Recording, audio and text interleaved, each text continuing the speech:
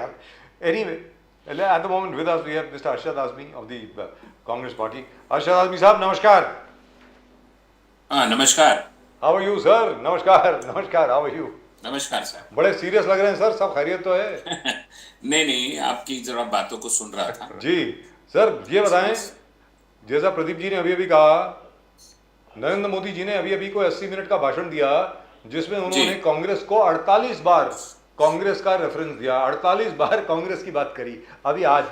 तो आप ये बताएं कि मतलब मोदी जी के पास मतलब वो कांग्रेस के हमेशा भजन क्यों गाते हैं मोदी जी, ये जरा बताएं अर्शद आज़मी साहब. देखिए, आज के 80 मिनट के भाषण में 48 बार उन्होंने कांग्रेस का जिक्र किया. पिछले 9.5 सालों में मुझे लगता है कि सिवाय कांग्रेस के प्रधानमंत्री जी ने किसी और की बात ही नहीं किया. आज भी उन्हें इस बात का शायद यकीन नहीं हो रहा कि वो सत्ता में बैठे हैं.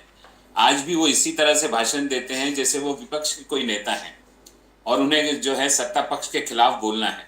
देखिए, जब 10 साल में तो ऐसा बहुत कुछ मोदी जी के पास हो जाना चाहिए था, अपना बहुत सारा अचीवमेंट उनके पास हो जाना चाहिए था जिनको लेकर उनके पास बातें करने के लिए वक्त कम पड़ जाता. लेकिन चूंकि 10 साल में सिवाय इवेंट मैनेजमेंट के और बेवजह की घोषणाएं करने के सिवाय, सिर्फ जो नारे, लुभावने नारे, जो झूठे वादे करने के सिवा प्रधानमंत्री जी ने कुछ किया नहीं. इसलिए उन्हें आज इस बात की जरूरत पड़ रही है कि वोट वो अपने अचीवमेंट पर, अपने काम पर नहीं मांग रहे हैं, बल्कि पिछले 60-65 सालों में कांग्रेस की बुराइयां करके उस पर आज भी वो वोट मांग रहे हैं. तो ये दुर्भाग्य है इस देश का कि 10 साल में एक प्रधानमंत्री ऐसा भी उन्होंने देखा जिसके पास अपना कहने के लिए कुछ नहीं है. और यहीं पर by the way Pradeep ji, even mister Amit Shah by the way, वो भी कांग्रेस की बात करते हैं, राहुल गांधी की बात करते हैं, सोनिया जी की बातें करते हैं. मतलब यार अपनी बात करो ना. मतलब आपने, मैं मानता हूँ अच्छा काम किया है, आप अपने अच्छे कामों की बात करें, कितना कितना कुछ किया है आपने, मतलब आफ्टर ऑल व्हाई नॉट. लेकिन ये आपके लिए अच्छा है. और अभी मध्य प्रदेश में अर्शद आज़मी साहब, मध्य प्रदेश में आपने अभी देखा होगा जो कांग्रेस की बीजेपी की जो लिस्ट आई है, मुझे लगता है कि मुख्यमंत्री जी को तो हमारे शिवराज सिंह चौहान जी, मामा जी जो हैं, उनकी तो मतलब हालत खराब हो गई अभी कि न जाने कितने भारी भरकम लीडर वहां से आप खड़े हो रहे हैं और इफेक्टिवली मैसेज, संदेश उनको ये जा रहा है कि भैया आपकी कुर्सी खतरे में है, लगे जरा है. अर्शद आज़मी साहब, देखिए, मध्य प्रदेश में भी जो मुख्यमंत्री हैं, हालांकि 10-15 साल उन्होंने वहां पर हुकूमत की. 10-15 साल बहुत लंबा समय होता है जी. और 10-15 साल में अगर कोई पार्टी या कोई सरकार बहुत अच्छा काम करे तो मुझे लगता है उसे बहुत ज़्यादा मेहनत करने की ज़रूरत नहीं होती. लेकिन आज देखिए, मध्य प्रदेश में भारतीय जनता पार्टी समेत उनके तमाम लीडर जिस तरीके से मेहनत कर रहे हैं, जिस तरह से दिन रात वो दौड़ रहे हैं, मतलब एक हार का जो खौफ है उनके चेहरे पे वो साफ दिखाई देता है. इसलिए कि जो जनता में, देखिए, हमेशा आप एक चीज को जो है ना, लोगों को बहला फुसला कर वोट नहीं ले सकते. हर बार आपने किसी न किसी भावनाओं में जो भावनाओं में बह जाने वाली जो बातें होती हैं उसे कर कर कर आपने वोट मांगा है. लेकिन कितने दिन? आखिर लोगों को अपने जाति विकास के साथ साथ अपने राज्य के विकास की भी बहुत सारी चिंताएं होती है. वो दूर नहीं हुई, वो पूरी नहीं की भारतीय जनता पार्टी ने. तो आज वहां पर जाकर, चाहे शिवराज सिंह चौहान हो, अमित शाह हो या नरेंद्र मोदी हो, वो वहां पर जाकर कांग्रेस की बुराइयां करा रहे हैं. भाई 10 साल से आप सेंटर में हैं, 15 साल से आप मध्य प्रदेश में हैं, तो दूसरे की बात करने का वक्त तो आपको मिलना ही नहीं चाहिए. लेकिन इतने बड़े बड़े घोटाले के बावजूद वो 15 साल मुख्यमंत्री रहे, ये बहुत बड़ी बात है. जनता ने बहुत ज्यादा मौका शिवराज सिंह चौहान और भारतीय जनता पार्टी को वहां पर दिया, पर अब उन्हें समझ में बात आ गई है. आगे आने वाले वक्त उनके लिए खराब ही आने वाला है. ये सरकार अब दोबारा लौट कर नहीं आएगी ना. एक चीज बहुत बड़ी बात है कि मोदी साहब ने अपना जो है वो गिनाया, सबका साथ सबका विकास, article 370, 1 nation 1 tax, 1 rank 1 pension, 10% reservation गरीबों के लिए. बोले कि ये सब हमने काम किए. बहुत इंपॉर्टेंट चीज है, उन्होंने कांग्रेस को क्रिटिसाइज किया. बोले कि कांग्रेस को आज जो चला रहा है वो अर्बन नक्सल चला रहा है. Urban Naxals are running the Congress. और राहुल गांधी जी पे अटैक उन्होंने किया कि जो कांग्रेस के लीडर्स खेतों में जाके किसानों के साथ, बोले कि सिर्फ फोटो अपॉर्चुनिटी के लिए जा रहे हैं, उनमें मन में या दिमाग में उनको गरीबों के प्रति, किसानों के प्रति कोई स्नेह, कोई लगाव, कोई इंप्लीमेंटेशन नहीं है, कोई काम नहीं है. ये सिर्फ फोटो अपॉर्चुनिटीज लेते हैं. तो ये जिस अर्बन नक्सल्स कहना और फोटो अपॉर्चुनिटीज करना, आप इसको कैसे देखते हो सर? सर, अर्बन नक्सल का क्या मतलब होता है? अर्बन नक्सल का मतलब अगर ये आज की उसमें ये निकाला जाए तो उनके कहने के हिसाब से वही है ना, जो लोग देश के कानून के खिलाफ हैं, जो लोग देश के संविधान के खिलाफ हैं, इसका मतलब वही निकालते हैं। वो अभी 4 दिन पहले जो पार्लियामेंट में भिदोड़ी नाम के एक आदमी ने जो खड़े होकर कहा, वो क्या था? वो देश हित में था, वो संविधानिक था, लोकतांत्रिक था। वो अर्बन नक्सल है ना, वो डरा रहे हैं लोगों को, वो लोगों को संसद में खड़े होकर गालियां दे रहे हैं, ऐसे समाज के प्रतिनिधि को गाली दे रहे हैं जिसके समाज का एक बहुत बड़ा, मुस्लिम समाज का एक बहुत बड़ा योगदान है। उसी दिल्ली में इंडिया गेट पर एक बहुत बड़ी तख्ती लगी है जिसमें 93,500 शहीदों के नाम हैं जिन्होंने जंग आजादी की लड़ाई में अपनी जानें गंवाई थी। उन 93,500 लोगों में 61,945 लोग जो हैं वो मुस्लिम समाज से आते हैं, जिसको वो रमेश भिदोड़ी खड़े होकर संसद में गाली दे रहे थे। अर्बन नक्सल की बात, किसानों की बात कर रहे हैं प्रधानमंत्री जी। 700 किसान जो है किसान आंदोलन में अपनी जान गंवा बैठे, कभी एक शब्द प्रधानमंत्री जी ने कहा नहीं उनके बारे में, उनके लिए कोई अपनी हमदर्दी की बातें कभी आज तक प्रधानमंत्री जी ने की नहीं। तो ये अर्बन नक्सल, देखिए हर बार सिर्फ कोई जुमला छोड़ देना उसमें। अभी कुछ दिन पहले जब G20 का समिट चल रहा था, आखिरी दिन में महात्मा गांधी जी की समाधि पर ये नरेंद्र मोदी जी सभी देशों के अध्यक्षों को लेकर गए, और उसके 2 ही 3 दिन के बाद क्या हुआ, उनकी जो सांसद है भोपाल की प्रज्ञा ठाकुर, उसने नथुराम गोडसे की हिमायत में बयान दिया।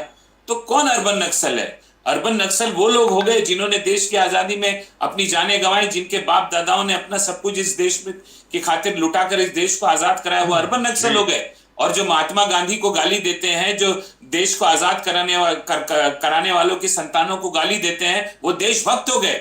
ये दोहरा चरित्र है। प्रधानमंत्री जी इस देश की जनता को बहुत मूर्ख समझते हैं। देखिए जो लुभावने वादे थे ना, 2 करोड़ और 15 लाख, ये 15 लाख रुपए, 2 करोड़ नौकरियां, लोग इसके बाद बहकावे में आ गए थे। 10 साल में लोगों ने देख लिया।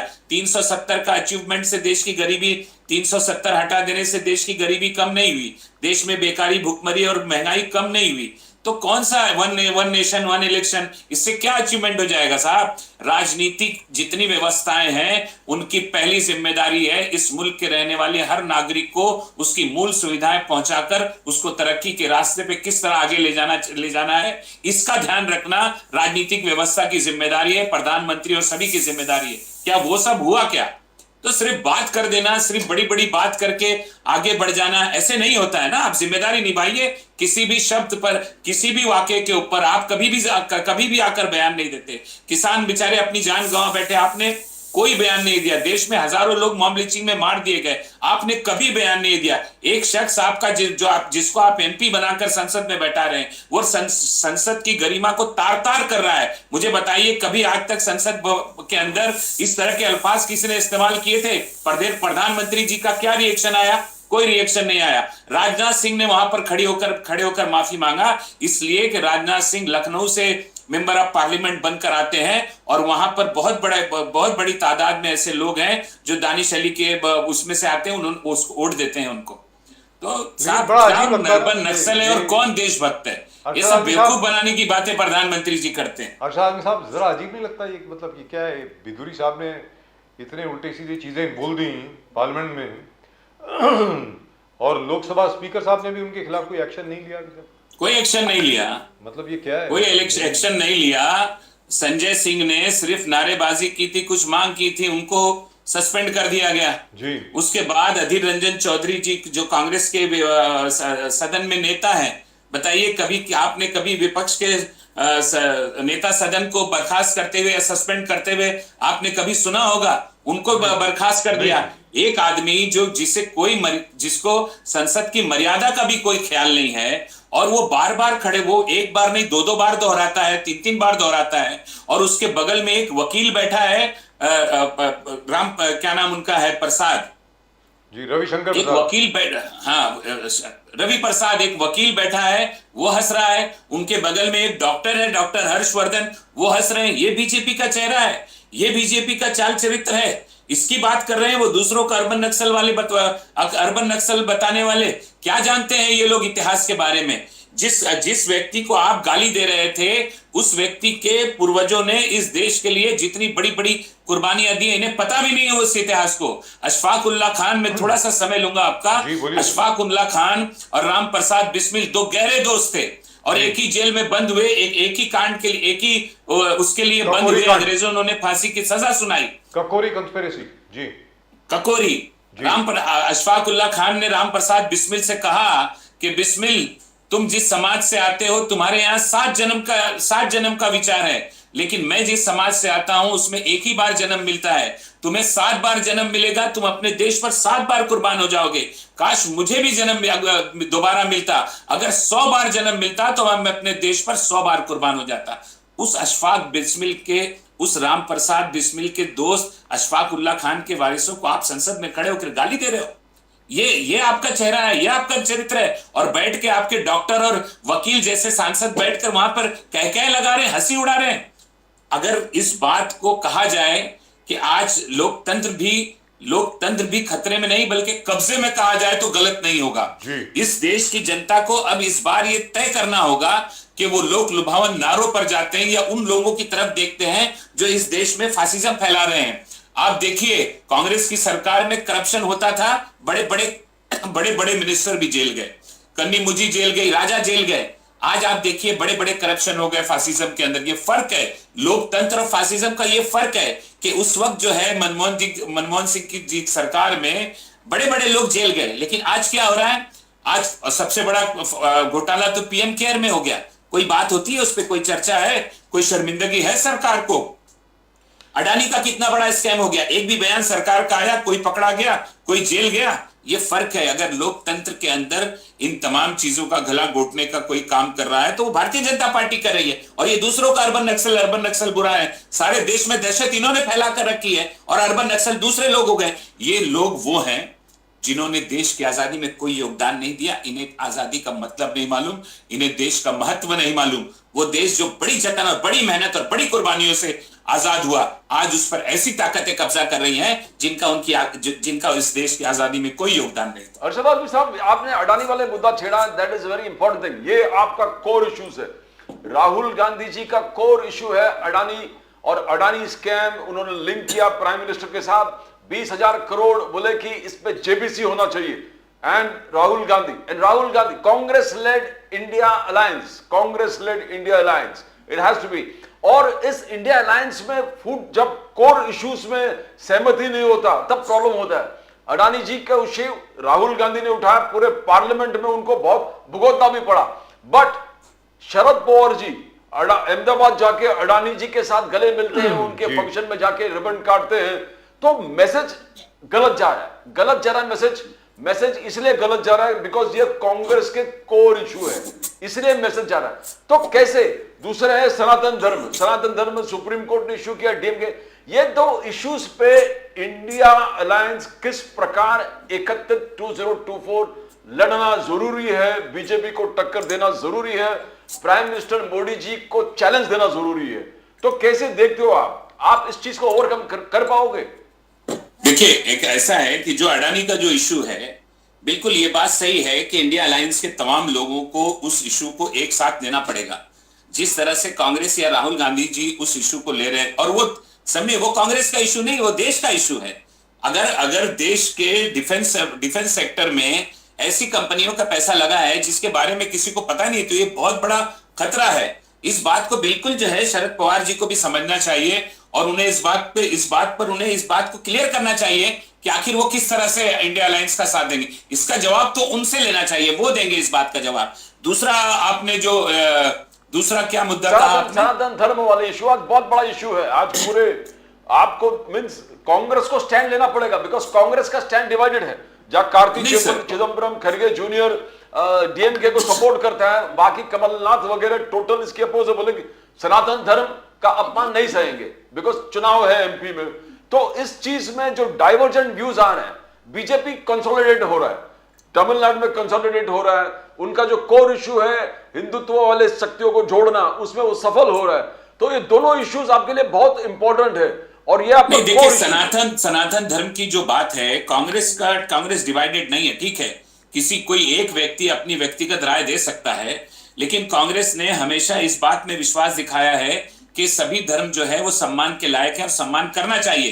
कांग्रेस आज भी सभी धर्मों का सम्मान करती, सनातन हो, मुस्लिम धर्म हो, क्रिश्चियनिटी हो या सिखिज्म हो, सभी धर्मों का हम आदर करते हैं और कांग्रेस ने हमेशा से किया है। कोई एक दो व्यक्ति अगर बोलता है तो उसमें कोई बात नहीं है, लेकिन एक बार फिर यह बात दोहराई जाएगी कि देश को यह तो समझना पड़ेगा कि सनातन धर्म की सच्चाई क्या है और आरएसएस जो धर्म को फैला रहा है उसकी क्या सच्चाई है और उन दोनों में फर्क क्या है।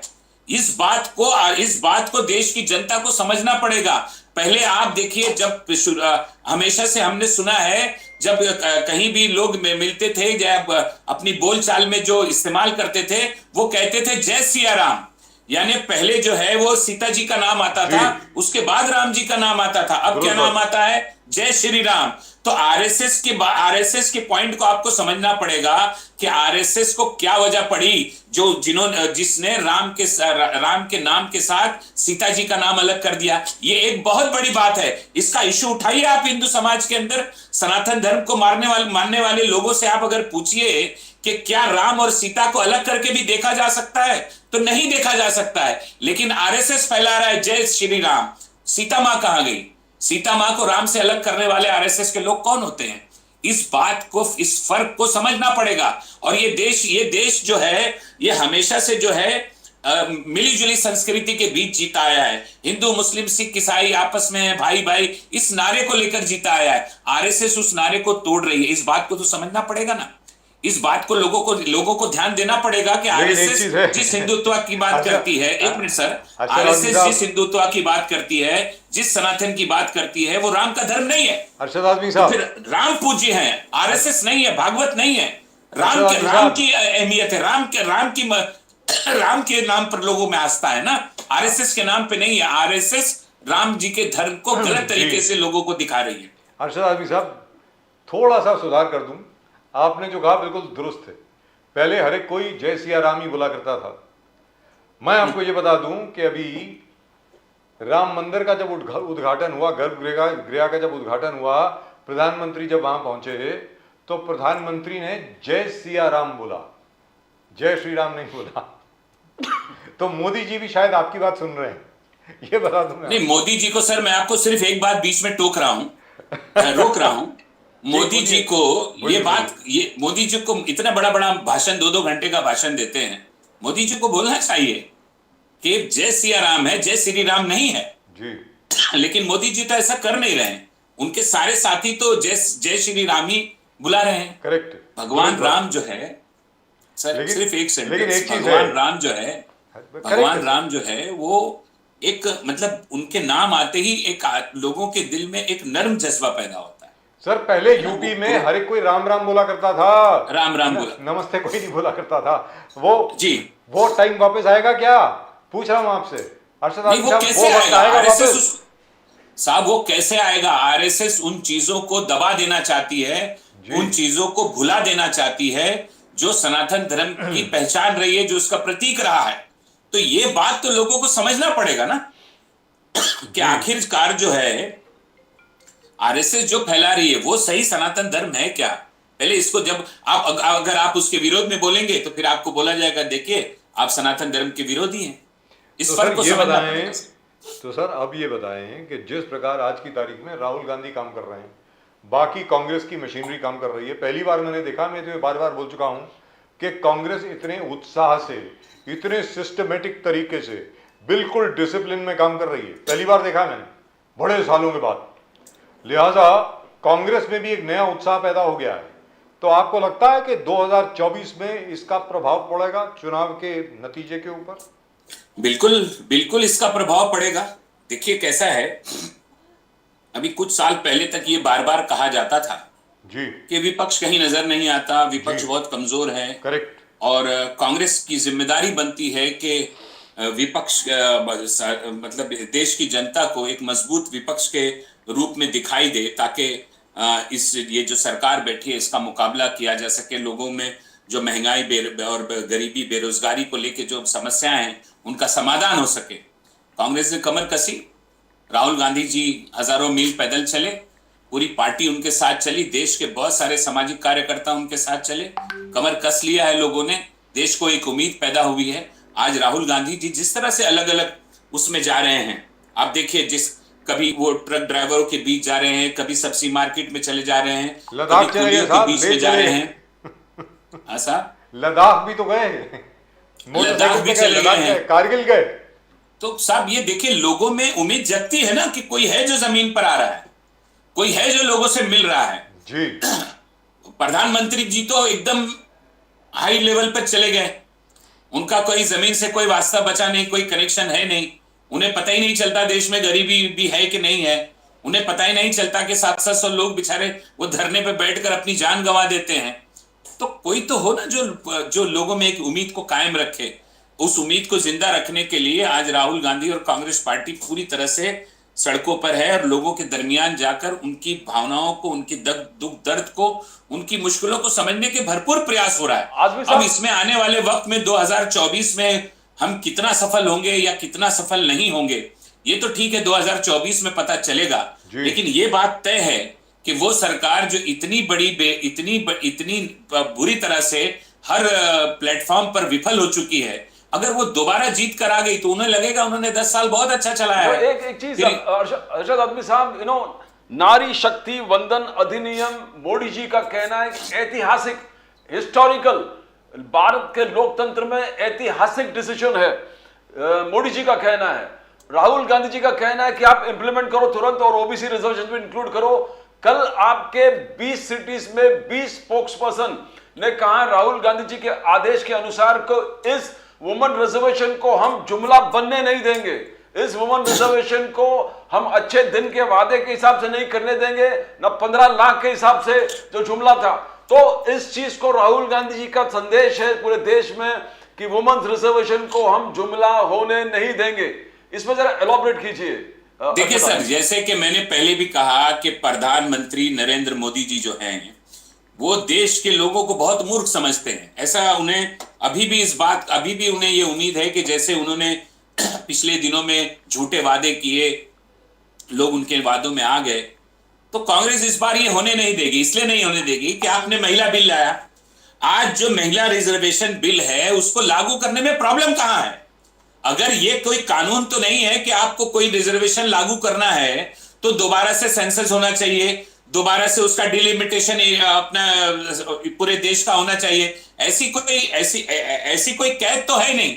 तो आप बेवकूफ बना रहे हैं। 2023 में आप बिल पास कर रहे हैं, उसका इंप्लीमेंट जो है वो 10 साल में होगा कि 15 साल में होगा कि 20 साल में होगा, उसका कोई टाइम लिमिट नहीं है।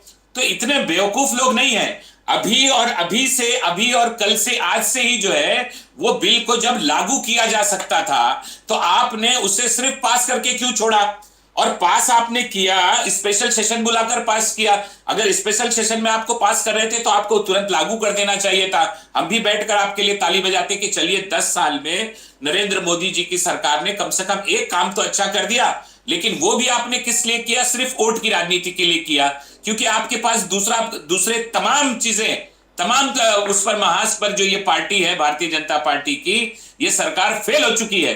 तो अब उन्होंने क्या किया? देश की आधी आबादी की तरफ नजर दौड़ाई कि रिजर्वेशन दिखा देंगे तो लोग खुश हो जाएंगे। कोई इतना मूर्ख नहीं है साहब। 10 साल बाद मिलने वाली चीज का जश्न कोई आज मना लेगा या उसके कोई ऊपर आज आपको ये वोट दे देगा, तो इस मुगालते में मत रहिएगा। देश की जनता जागरूक हो चुकी है। कोई आपको जरूरत लगता है नहीं कल से लागू किया रिजर्वेशन होगा? जाए। सर रिजर्वेशन होगा इंप्लीमेंट नहीं करना चाहते। ये इंप्लीमेंट करने में प्रधानमंत्री जी को दिक्कत क्या है? कोई जरूरत नहीं सेंसस कराने की, कोई जरूरत नहीं डिलिमिटेशन कराने की। जो अभी 543 सीटें हैं उसमें आप सीधे 33% रिजर्वेशन महिलाओं को दे दीजिए, बात खत्म हो गई। तो उनकी नीयत नहीं साहब। देखिए मैंने क्या कहा ना, ये पार्टी जो है और ये जो नेता है प्रधानमंत्री नरेंद्र मोदी और दूसरे उनके साथी, ये लोग देश की भलाई को नजर में रख के काम नहीं करते। ये अपनी भलाई को नजर में रख के काम करते हैं कि बेवकूफ बनाकर वोट कैसे मिले। तो ये सिर्फ वोट की राजनीति के लिए ये महिला बिल का ऐलान इन्होंने पास कराया है। अभी उसमें ओबीसी का मुद्दा रह ही गया है। अरे भाई ओबीसी को आप क्यों नहीं जगह दे रहे? दे दीजिए ना। आप तो खुद ओबीसी समाज से आते हैं, तो आप ओबीसी में जगह ही नहीं दे रहे। 90 के करीब सेक्रेटरी हैं देश के अंदर जो पूरे हिंदुस्तान के जो इसको चलाते हैं उसमें 90 में सिर्फ 3 सेक्रेटरी ओबीसी के हैं। जी। क्यों नहीं आपने वहां पर 33% या 20% या 10% लोगों को जगह दी वहां पर? तो देखिए सिर्फ वादा है, और ये बात देश की जनता को समझ लेना चाहिए कि इससे ज्यादा बर्बादी, इससे ज्यादा नुकसान इस देश का और नहीं बर्दाश्त किया जा सकता, जो पिछले 10 सालों में इस मोदी सरकार की वजह से देश को देखना पड़ा है। लेकिन एक चीज तो है, एक चीज तो मानना पड़ेगा कि मध्य प्रदेश में और राजस्थान में जिस प्रकार अभी कांग्रेस काम कर रही है, वहां पर भारतीय जनता पार्टी के ऊपर बहुत ज्यादा दबाव पड़ गया है। लगता है कि दबाव में काम कर रही है अभी बीजेपी। जो आपके वादे हैं, जिस प्रकार आप लोगों ने गारंटी दी है, एक एक मतलब गरीबों के लिए जितनी भी आप लोगों ने स्कीम लेकर के आपने वादे किए हैं कि भाई हम ये सब कर रहे हैं, और राजस्थान में तो इम्प्लीमेंट किया है। तो आपको लग रहा है, उम्मीद है क्या कि राजस्थान में सबसे पहली बार शायद सरकार रिपीट हो जाए? क्योंकि राजस्थान में तो हमेशा रिपीट हो जाए, सरकार पहली आती बार है। होगी। देखिए 100% इसलिए मैं आपको बोल रहा हूं, कर्नाटक में भी सारे वादे पूरे कर दिए गए। जी। देखिए साहब, आज जो देश की जो आर्थिक स्थिति है, जो इस भारतीय जनता पार्टी ने एक तरफ से ये कहिए आपके लोगों को भीख मांगने पर मजबूर कर दिया है। आज सबसे ज्यादा जरूरत देश में उन युवाओं को सपोर्ट करने की है जो कई कई सालों से बेरोजगार घूम रहे हैं। अगर उन्हें थोड़ा बहुत मदद कर कर किसी तरीके से उनके घर बार में के उसमें मदद कर कर उन्हें आर्थिक तौर से खड़ा किया जा सकता है, तो वो अपनी पटरी पर आ जाएंगे। इसके लिए कांग्रेस सरकारें जो अलग अलग राज्यों में हैं, वो अपने तरीके से पूरा काम करें, और इंप्लीमेंट कर दिया उन्होंने वादा। 10 साल बाद महिला रिजर्वेशन होगा, ऐसी कोई घोषणा कांग्रेस ने इन राज्यों में नहीं की है। ये चीज लोगों को दिखाई दे रही है, उम्मीद नजर आ गई उनकी। और दूसरा यह है कि प्रधानमंत्री नरेंद्र मोदी और अमित शाह, ये भारतीय जनता पार्टी के सभी नेताओं को खत्म कर कर सिर्फ अपने आप को ये दोनों जिंदा रखना चाहते हैं। आज वहां पर राजस्थान में भी इनके पास कोई नेता बचा नहीं, सबको इन्होंने घर बैठा दिया। मध्य प्रदेश में भी इनकी वही हालत है, सबको इन्होंने घर बैठा दिया। जो लोग कांग्रेस छोड़कर गए थे वो भी कहीं के नहीं रहे। तो जनता देख रही है ना, नेतृत्व कौन करेगा? कौन है राजस्थान को संभालेगा? भारतीय जनता पार्टी जीत गई। और कौन है जो मध्य प्रदेश जो पहले से बेहाल पड़ा है उसको और बेहाल करने की कोशिश करेगा?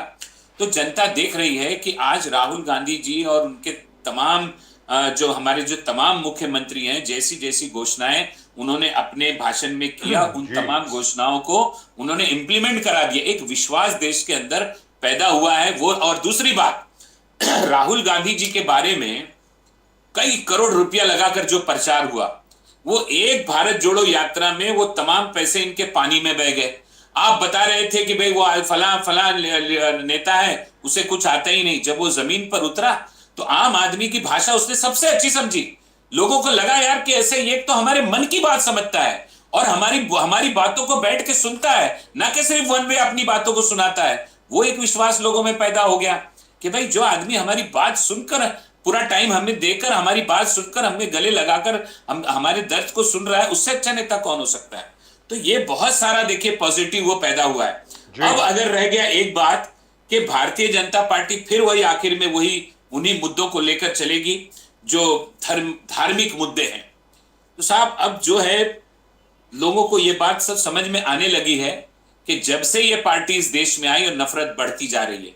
जितने जितने अभी जो संसद में भी जो हुआ, आपको क्या लगता है देश के लोगों ने पसंद किया उसे? संसद में खड़े होकर एक आदमी इस तरह से बदतमीजी से कर रहा है, ये पूरे देश में इसका बहुत खराब असर गया है भारतीय जनता पार्टी के लिए। तो आने वाले वक्त में इन तमाम चीजों को लोग समझेंगे, ऐसी हमारी आशा है। और हम उम्मीद करते हैं कि भारत के तमाम जो लोग हैं वो इस बात को समझेंगे कि इस सरकार को हटाना सबसे जरूरी हो गया है। न सिर्फ लोकतंत्र खतरे में है बल्कि देश के तमाम लोग भी खतरे में हैं। Right, thank you so much Harshad Azmi साहब, बहुत बहुत शुक्रिया आपका Thank you, हमारे साथ sir. जुड़ने के लिए। बहुत बहुत धन्यवाद आपका। Thank you very much, really lovely talking to you. Thank you. Sir, नमस्कार। And that is nice.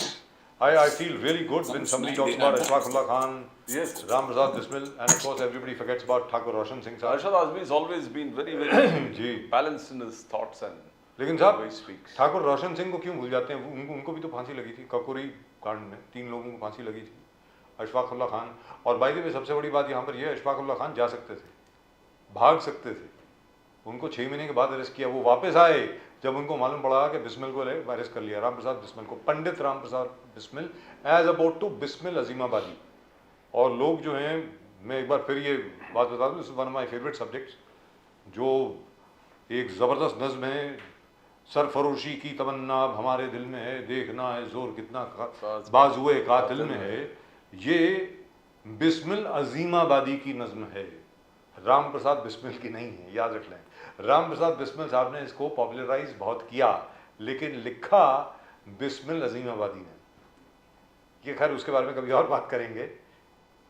But look at the bravery of courage of that man, he came back for his friend and mentor Ram Prasad Bismil, Ashfaqulla Khan.